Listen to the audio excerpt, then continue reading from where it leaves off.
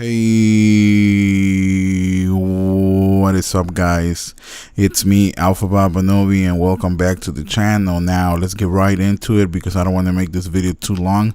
This video shouldn't be no more than like 3 minutes or less. So the first thing that we're going to talk about is about there is some Dark Souls news. Game Informer went and interviewed Mr. Miyazaki's son, if you will. You can read that right here. Miyazaki-san went into talking about the whole magic thing and how magic is going to come back and pyromancies and all that, just like Dark Souls 1. But I'm not going to get into the whole magic thing. You can come and read up on it because if not, the video is going to get a little too long. Pretty much, to sum it up, is like magic is going to be just like Dark Souls 1. They're going to try to improve it. And yeah, the main thing that I want to talk about is here. By the way, I'm going to link these two articles, the same articles, just two different pages from Game Informer. I'm going to link it in the description. Also, I'll say comments so you guys can come and check it out. And what I really want to give my opinion on is this right here. So fast travel, from what Miyazaki-san said on the interview, he's trying to make it to where like we can fast travel just like Dark Souls 1. So he wants to keep the convenience of fast traveling. I don't know how I feel about fast traveling from the very beginning. I don't think it's a good idea, but then again, I'm not the developer. I'm not the one making the game. So he knows better, I guess. Like, he knows if it's a good idea to fast travel from the very beginning. I think if you want to fast travel, it should be like Dark Souls 1. You should be able to get a lore vessel or somehow towards the middle of the game. I don't think anyone should be fast traveling towards the beginning, but then again, that's my opinion.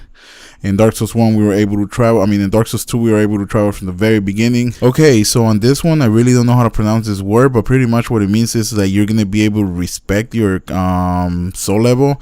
Pretty much, you're going to be able to change your stats without making a new character. I think this one is good, even though I didn't really use it in Dark Souls 2. I really didn't respect my character because I had like 12 bills or like 8 bills. I had a shitload of bills. Pretty much every single slot was taken from bills, so I didn't really need to respect my character. All I needed to do was quit and reload a different character.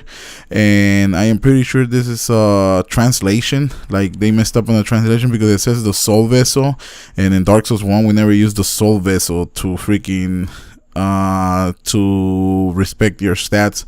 But I don't know, maybe or what was the name of the thing that you used in Dark Souls 2? I forgot the name of the item that you used. And pretty much you went to the old ladies at the Twinsby Tweak, the little house where you start, and you pretty much respected your stats that way. But I don't know, maybe it's a translation. To me personally, if there's something to respect your stats, I'm not going to be interested on it. Maybe not, but I'm going to have a lot of bills. I'm going to have different bills. So to me, it really doesn't matter if there's something to do it or not.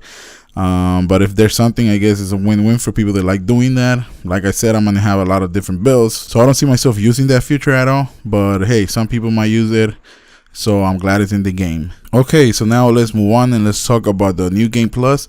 New Game Plus is going to pretty much be like Dark Souls 2. So they're going to move enemies around. When you go to New Game Plus, you're going to be able to get different weapons that you couldn't get in New Game in your first playthrough. So that pretty much promotes for you to play the game for the second time, the third time, even the fourth time. It all depends at what point you don't get any new weapons. If for every New Game Plus you get a new weapon, I'm pretty sure there's going to be a lot of players going to New Game Plus to get those new weapons. Especially me, that I have a YouTube channel and I like to review them from time to time. Or I just like to have all the weapons, so I could see myself going to New Game Plus. So I think it's a good future. Just like Dark Souls 2, you were able to go to the game again and you were able to pick up new items. The enemies are going to be moved around, so that's good. That's a plus. That way the game doesn't get that repetitive fast, and you have a reason to go to New Game Plus. Not like Dark Souls 1 that you have 0 reasons to go to New Game Plus unless you want to be a grave lord. But anyways, let's move on to the next one. In this one, we are going to be talking about durability. And honestly, durability in Dark Souls 1, I think it was done well. From what Miyazaki-san says here, that your weapons didn't break off, and in Dark Souls 1 your weapons didn't break off, and in Dark Souls 2 your weapons broke way too fast.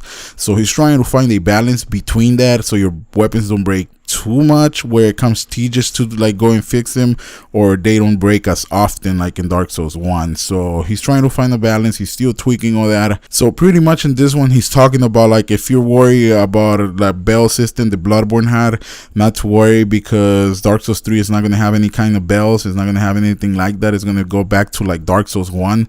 It's not going to have soul memory. It's not going to have none of that bullshit. So we don't have to worry about no bells, and we don't have to worry about no soul memory. It's going to be soul level. And the other thing he touches on is going to be consumables.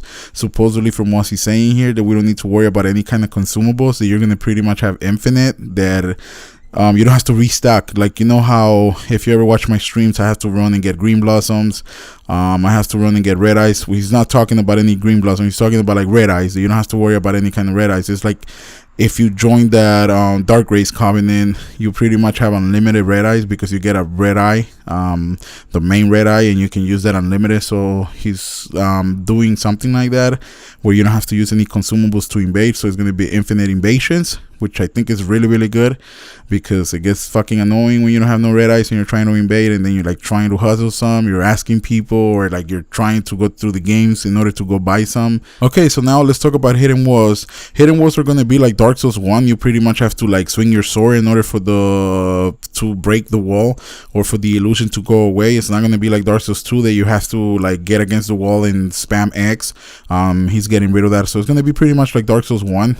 You get against the wall and you start spamming your weapon, and eventually if you hit a hidden wall, it just disappears. It goes and it disappears. I'm pretty sure a lot of you guys know this. Unless you only play Dark Souls 2, then you're used to the mechanic where like you walk up to the wall and you spam X. I really don't care. If you have to hit the wall, you have to hit the wall. If you have to hit X, you have to hit X. I think hitting the wall is a lot more cool. It gives you more of that exploration sense. I don't know, I like it better, but I really don't care on the end of the day. Alright guys, so now let's go back to the magic. I'm not gonna go through the magic. You guys can go through it because the video is already long enough. Thank you for checking out the channel. As always, you guys stay sexy, don't do anything bad, and Alpha Baba Novi shall see y'all in the next one. Bye guys.